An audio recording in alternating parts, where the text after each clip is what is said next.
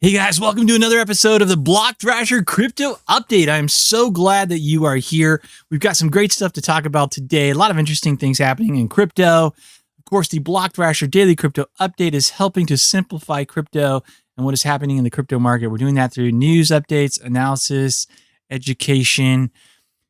Listen, I have been, as you probably know, if you've been listening for very long, addicted to coffee for quite some time. Ever since I was working on my master's degree and had to do the obviously being a procrastinator as I was in my younger years, something that I thankfully have overcome, having to do the all-nighters to get those papers done, and then going to class super early, putting down the coffee to be able to keep pressing through, right? However, of late, coffee seems to be causing me some trouble. I don't know if it's the caffeine or what it is. So I decided to try this alternative product, and it was shockingly good. I've tried tea before, and tea just does not do it for me at all.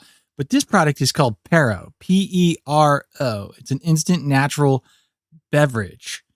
And what it is made from barley, malted barley, chicory, rye, and nothing else. It's good stuff. Put the butter in like I normally do to make the bulletproof, some half and half. And I've got some of that just heating up on the stove right now. So I might have to duck away for a second here in a bit just to get a refill of that stuff so I can sip it while we talk about crypto. But yeah, so if you're looking for a coffee alternative that's quite delicious, check out Pero, P-E-R-O. All right, let's move on to the word of the day. The word of the day is adminicle, A-D-M-I-N-I-C-L-E. It's like the word admin with ickle added on, adminicle. It means an aid or auxiliary. Oh, shoot, there goes that coffee. Not coffee, Pero. It's boiling.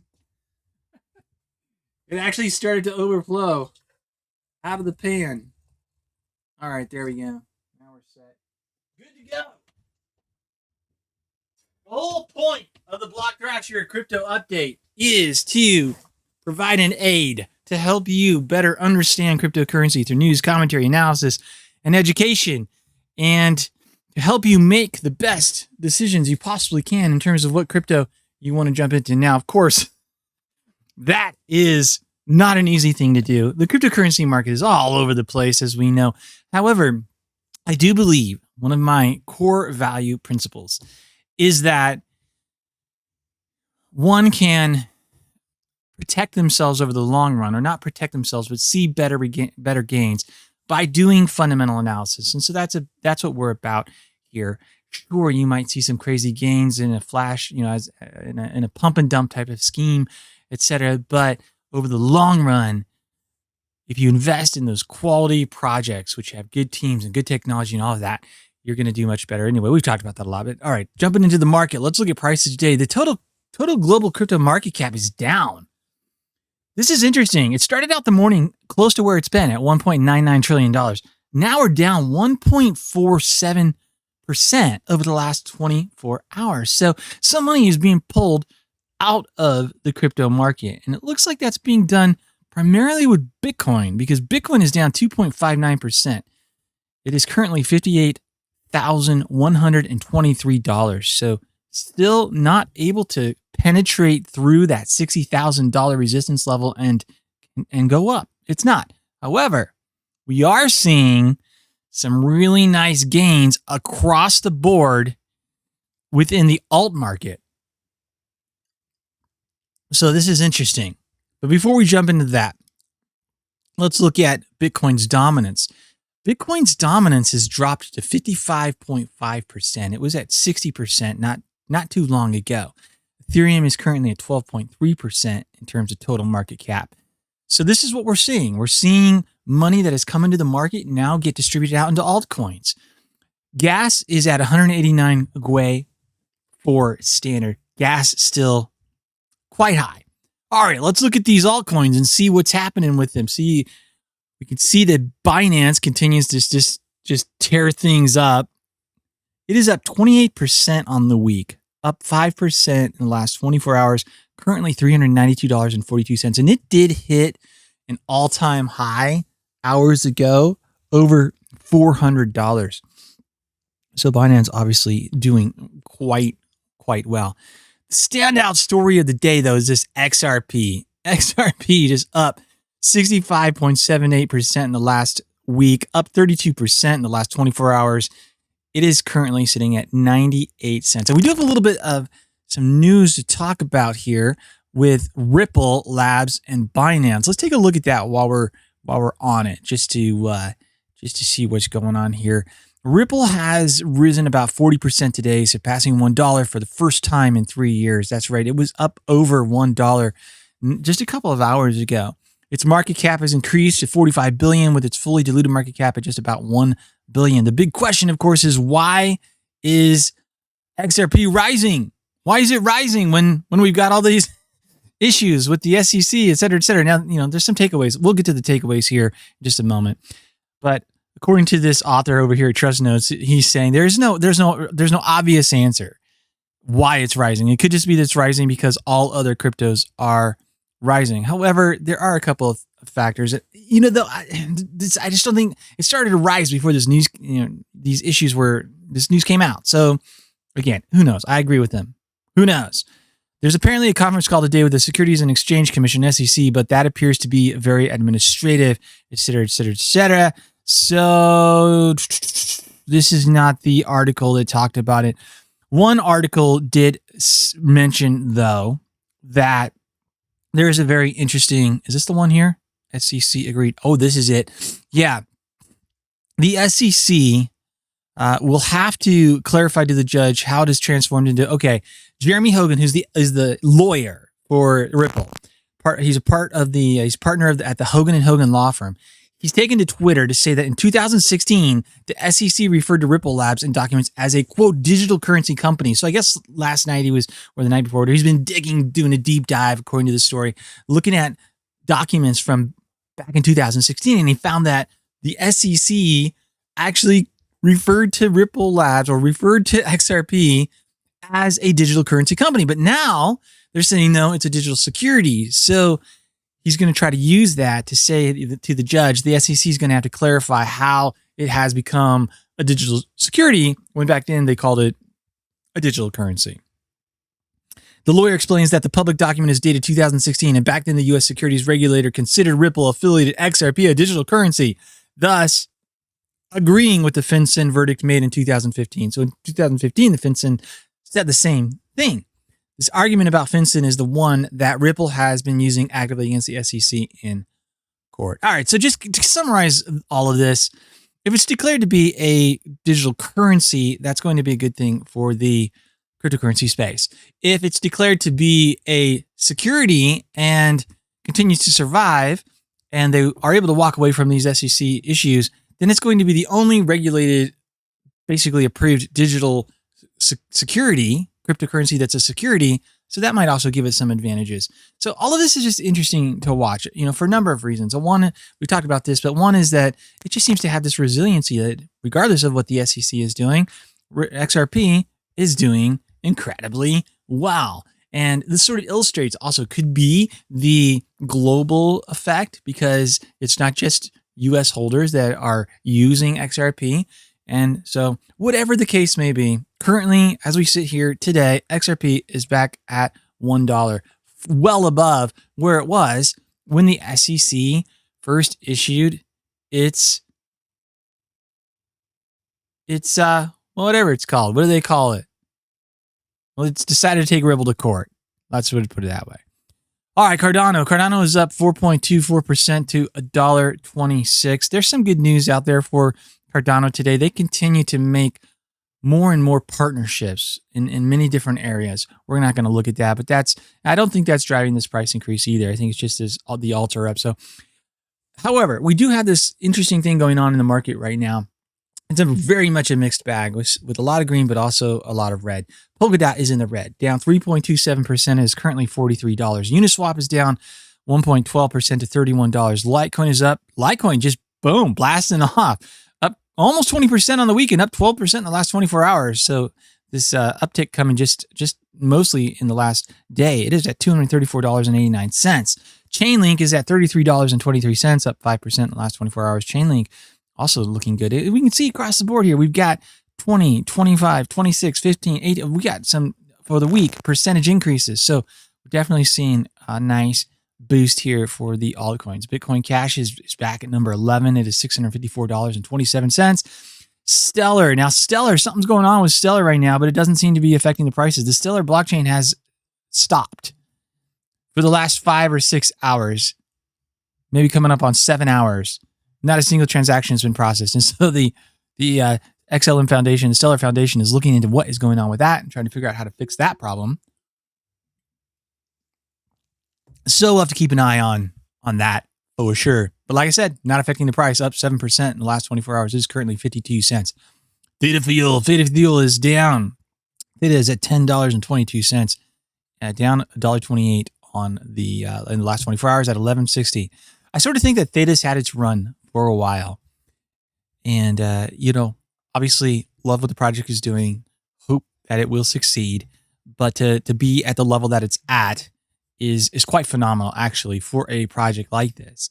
And so my guess would be, I mean, obviously, I don't like to make predictions about this stuff, and I could be wrong. I'm just guessing here.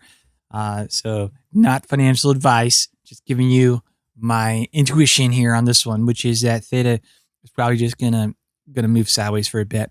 Filecoin down 10%, $166.65. What else do we have going on here? Tron taking a big hit, down 10%. It is 12 cents. Clayton's still in the top 20, but it has been dropping down. So sort of starting to look like one of those pump and dumps, maybe, or at least, maybe it was overbought and now it is selling off, down 21% for the week at $3.25. Dogecoin seeing a little bit of a pump. And when we say a little bit, it's always a little bit because anyway, percentage-wise, a nice pump, up 10.54% on the week, up 5% in the last 24 hours. It's just over 6 cents. BitTorrent. Now, BitTorrent is sort of having that. BitTorrent, I talked about this just yesterday, and I said, be careful with this one. Up 137%, but looking like it has the markings of one of those social media-driven pumps and dumps, and it is now down 22.71%, down 22% in the last 24 hours at 0.009 cents. Solana looks like it's a good buy at the moment. This is a super solid project. I've been looking at Solana more and more, and it's getting mentioned in, with when people are talking about the Ethereum killers, right? Cardano, Polkadot, and Solana almost is frequently being listed as number 3. And I think that's just because of how the performance level of that chain, the transaction speeds that it has, and other things as well. It's definitely on the rise. It's up 15.33% for the week. It is currently down 4.96% at this moment, but it's absolutely one to watch. It's being mentioned more and more and more in the news, constantly just popping in, showing up, and they've got a ton of projects on board there and a lot of partnerships, and so things are looking good for Solana. I think it's one to keep an eye on and watch and see. We'll see what happens with it there. All right. Moving on to the news items of the day. Fidelity and Square and Coinbase all form this new council. They've come together to form a council to lobby for favorable Bitcoin regulations. So this is good news. I mean, obviously, Fidelity is a massive mutual fund giant. Square also enormous, and Coinbase soon to be listed as a public company and traded. So this is good. This is good for the space, I think, overall, because they are going to be able to not only put in their own resources, but raise additional money for this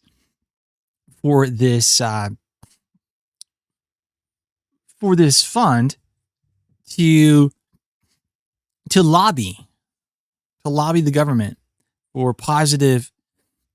Sorry, trying to grab another drink.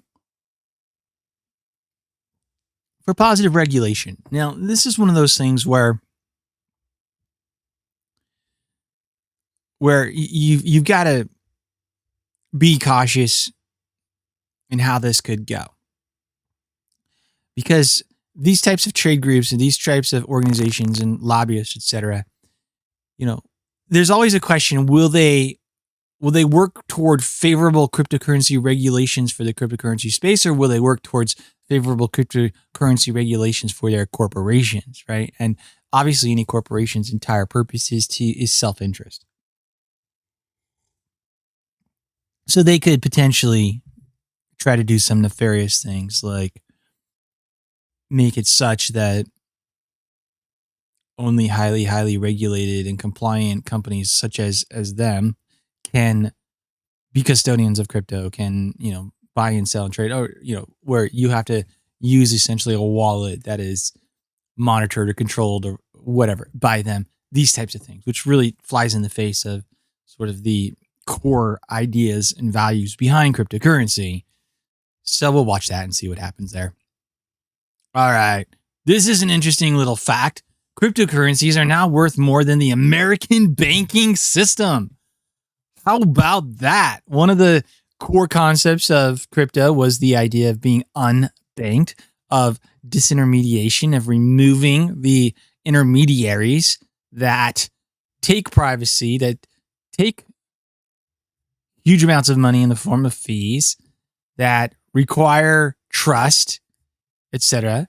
And now that the market has reached close to $2 trillion, just shy, people are pointing out the fact that the cryptocurrency space has now reached value greater than the banking industry. As noted by Jim Bianco of Bianco Research, the total crypto market has surpassed the value of the S&P Composite 1500 Banks Index, which tracks the performance of publicly traded banking institutions in the U.S. As reported by You Today, the cumulative market cap of all cryptocurrencies surpassed $2 trillion for the first time on April 5th. Bianco attributes the millstone to altcoins, whose market share is now nearing its 2-year high amid the ongoing rally. The researcher believes that they have more room to run despite their massive gains. Altcoins reached 70% of the universe in 2018, mainly ETH. Then the bubble popped. This measure suggests altcoins are not overdone relative to Bitcoin, or DeFi has room to go. Another really important point there with this thought, this guy's looking at 2018 and the end of that bull market and how alts reached 70% of the total capital, the total market capitalization before they popped. It's an interesting metric, yes, but things are very different now. The level of fraudulent activity that was happening in that ICO, initial coin offering craze that happened in 2017 and end of 2018, early 2018, created a completely different environment than what we have today. Today, altcoins are driving this DeFi boom. And there's really very little comparison in terms of the amount of scam type of projects out there and in the possibility that this stuff gets shut down through regulation or SEC. So basically what I'm trying to say is it's likely that we'll continue to see altcoins gobble up more of the total market cap share and not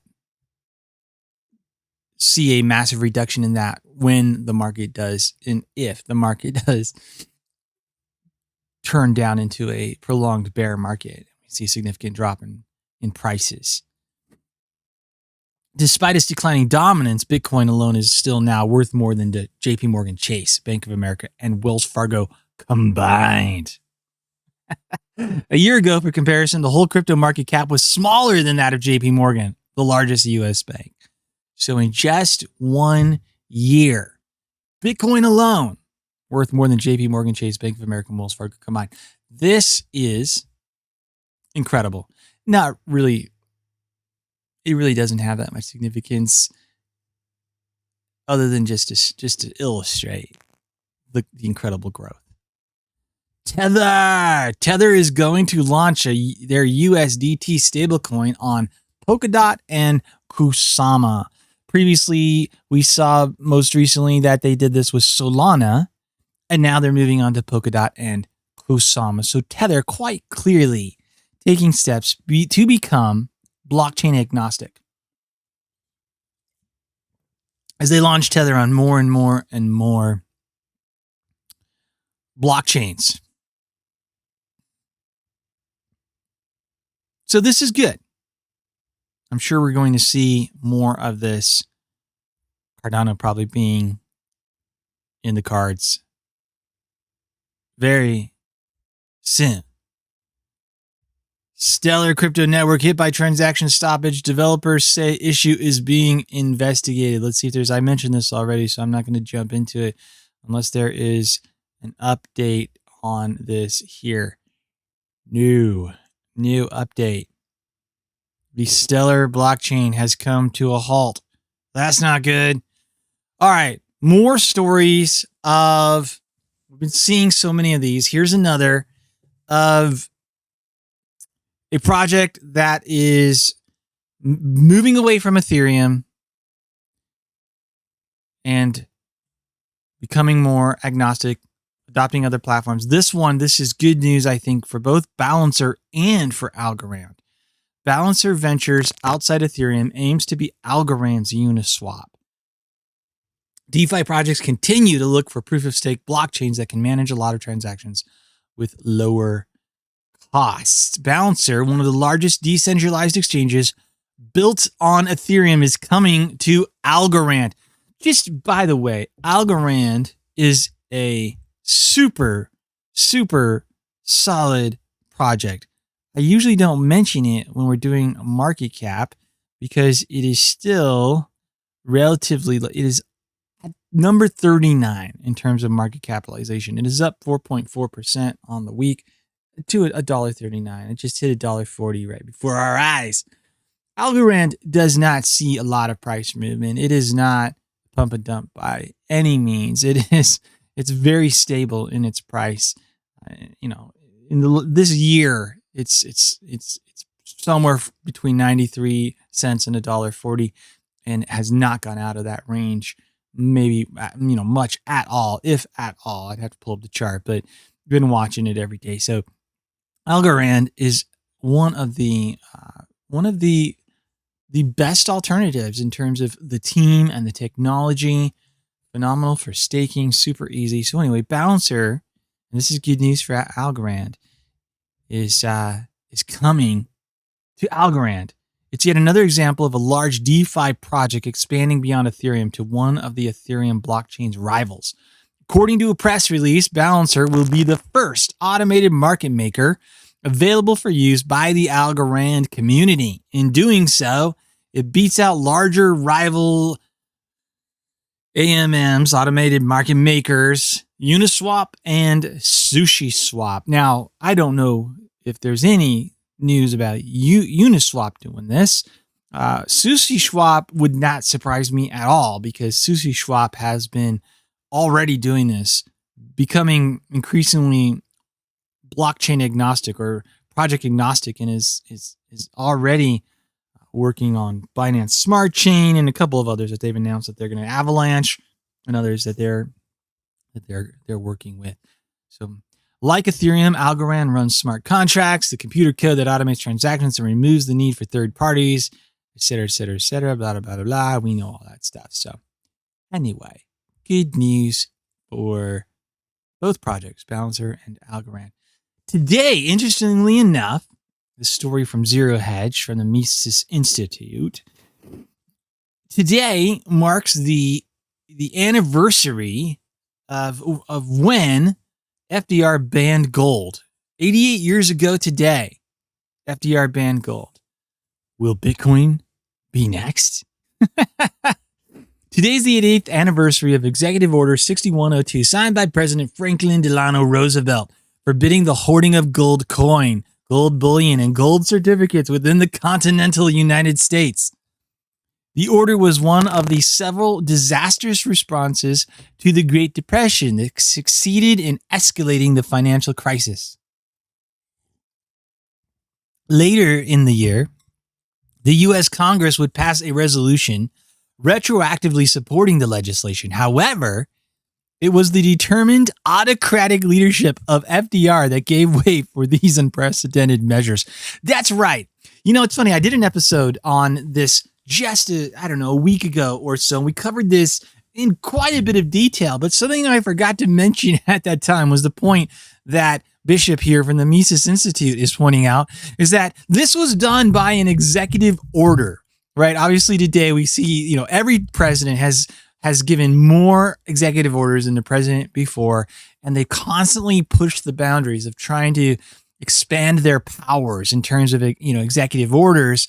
And there's been little done. There's little that Congress has been able to do with Supreme Court. There's been little challenge to that. So it's an interesting thing to watch. The office of the presidency has actually been gaining power, it appears, and it's mostly done through these executive orders. And Franklin Delano Roosevelt was one of the first to really utilize this in a massive way. And he did that with this executive order number 6102, where he confiscated the gold.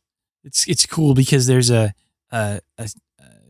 image here for those who are watching a video of this order.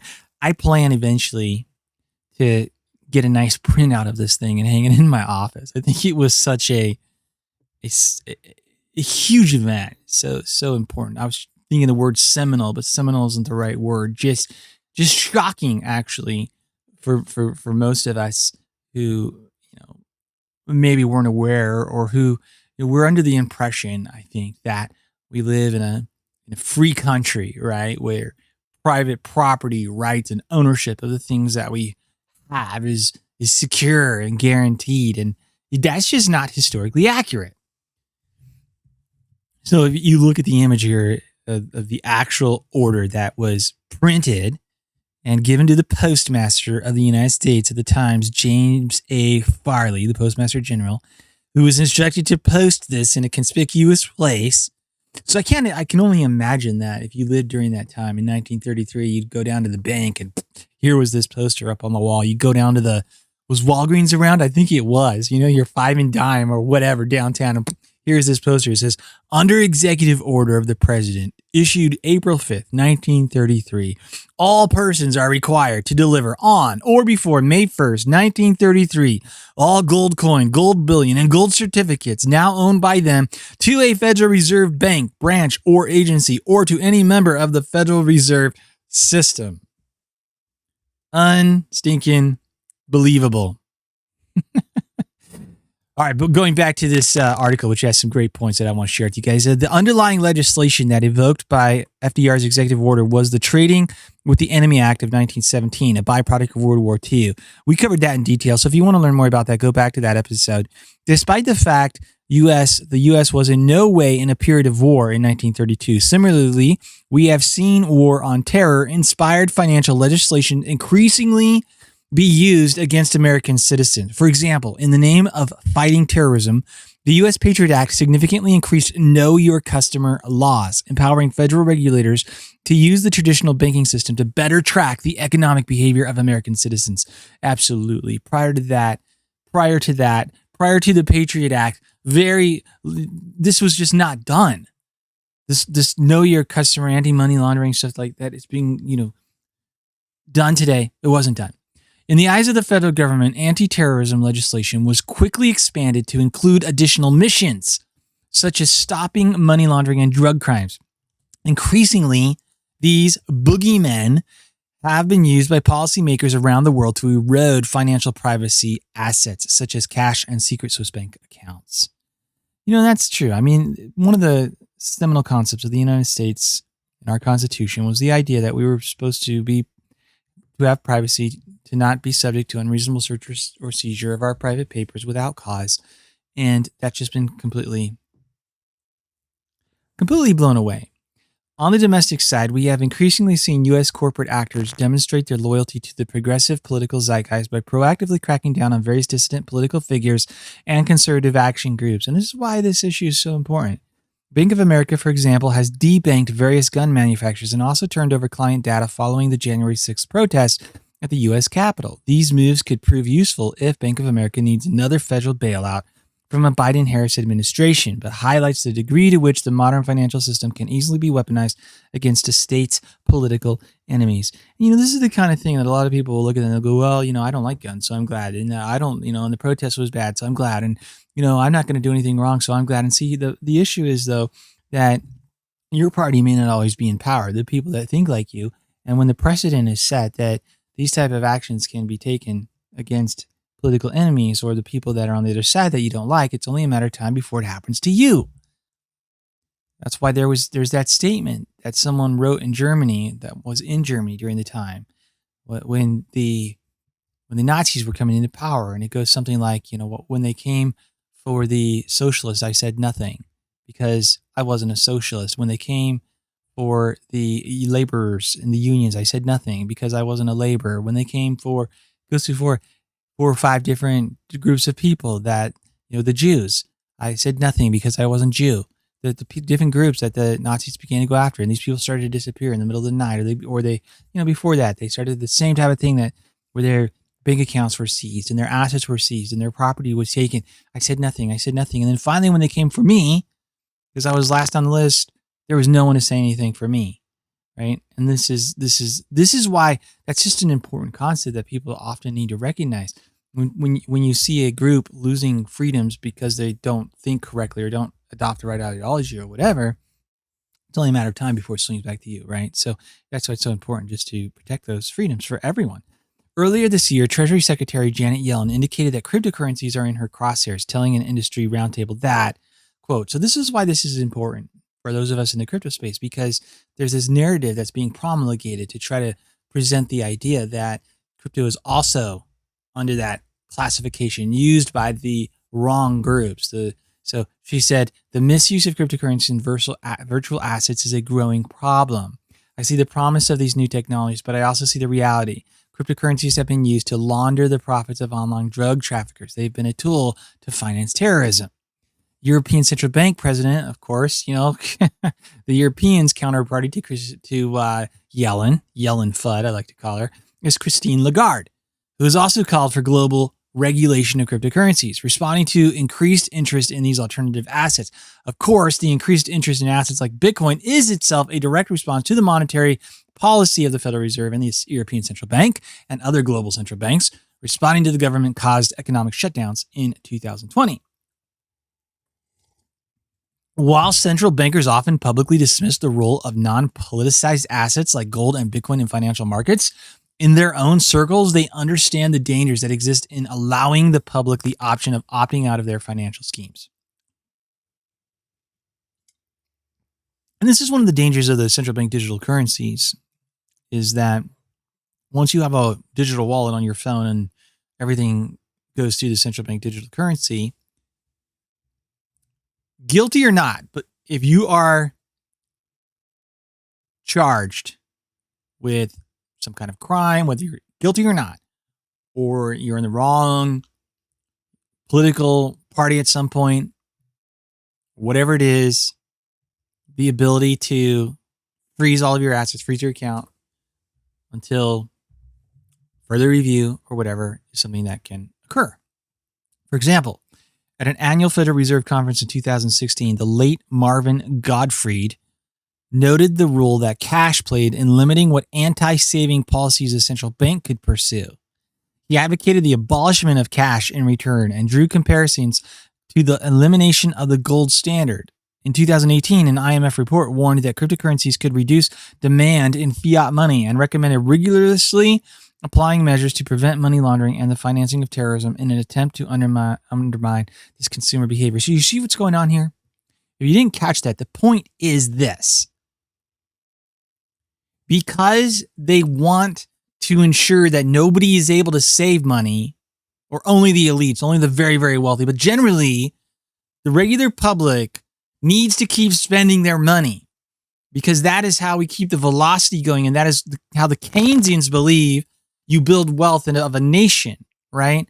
Because if people are saving their money, like those stimulus checks that we just got, if people save those rather than spend them, then the car manufacturing company, the big corporation, Ford or GM or whatever, isn't making money. And the thought is, well, we need everybody to spend their money at the big corporate places, whether it's Chipotle for a burrito or Tesla for a car, to create the jobs that exist there. And that's how we keep this economy going. So we spend. And that's why the government spends. And, it's crazy because when we went off the gold standard in 1933, I saw this little known fact just the other day. The government spending as a percentage of the total GDP was 3%. Today, it's over 50%. It's like 56% or something. So it's not just this idea that we need the consumers to spend, but also the government's going to do it to keep the GDP up and to keep the economy looking like it's going strong, right? And so the problem is if you have cash or gold or other, especially the deflationary assets like gold, Bitcoin, et cetera, this gives people the opportunity and the ability to actually save their money and protect that purchasing power of that money they're saving to protect their wealth. And this doesn't work well for these types that run the central banks, the Marvin Godfreys, who are these Keynesian economists who believe that saving is bad because saving keeps that money out of the economy. And we want the economy to continue to grow and to continue to expand as we continue to inflate the amount of dollars that are being pumped into it, right? So in order to do this, what we're going to do is we're going to paint cryptocurrency as something that is used for money laundering and the financing of terrorism.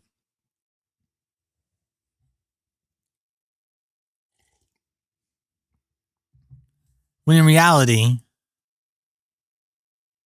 most of that money laundering and terrorism, et cetera, is financed by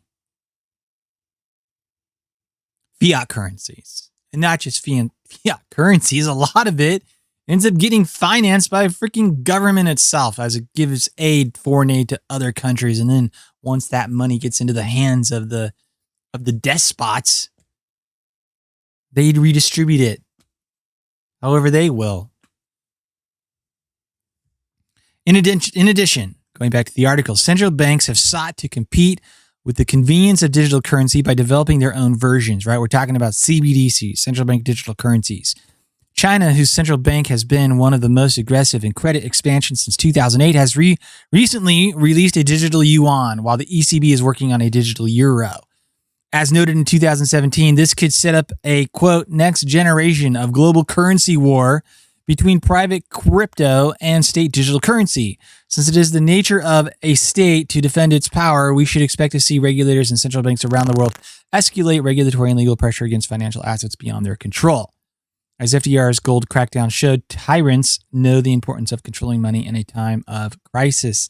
Thankfully, though, so far, this author notes, Bitcoin has demonstrated to be resilient against the most forceful of state actions. For example, in countries like Morocco, which has banned Bitcoin entirely, peer-to-peer trading of Bitcoin has skyrocketed. We talked about some of those options before, BISC being one of the most notable peer-to-peer trading platforms. So what will be interesting to see, the author continues, is whether countries that are suspicious of international governing organizations such as the IMF, the EU, and the UN, this is huge, whether they will recognize the political value of private money as a check against global political hegemony. We've seen Russia recognize the value of gold as a check against the weaponization of the dollar. Could Bitcoin be next? This is huge.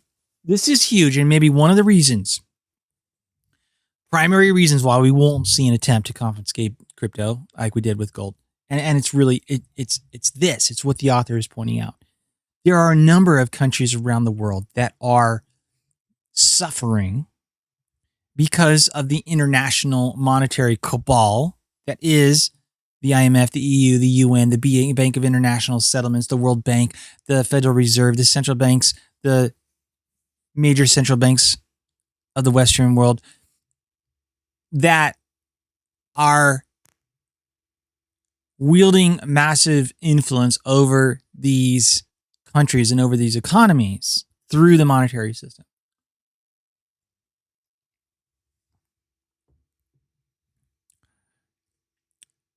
The U.S. is able, because the dollar is the reserve currency of the world, to use it as a weapon. They can do this through a number of different ways. They can do it through sanctions. They can do it through devaluing the currency, which has been happening, in order to give the U.S. an economic advantage in terms of trade. But ultimately, what ends up happening is, because these other countries are also on fiat, it's just a race to the base. So the U.S. devalues and inflates, and the other countries just follow suit and do it even more significantly. So this is all very interesting to watch, and we'll continue to keep an eye on it.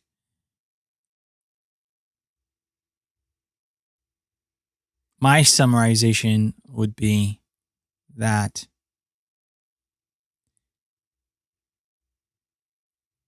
we have to keep in mind that these actions, such as this executive order 6102, can happen.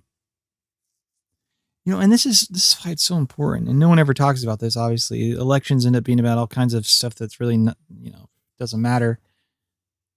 It's so important to elect people and representatives that believe in freedom and believe in protecting property rights and that sort of thing. But the point I was trying to make was these things can happen. These, tomorrow, President Biden could make an executive order saying that all cryptocurrency has to be exchanged for dollars at these approved banks. Anyone found to be holding it is a criminal. It can happen. So ultimately, something just to keep in mind.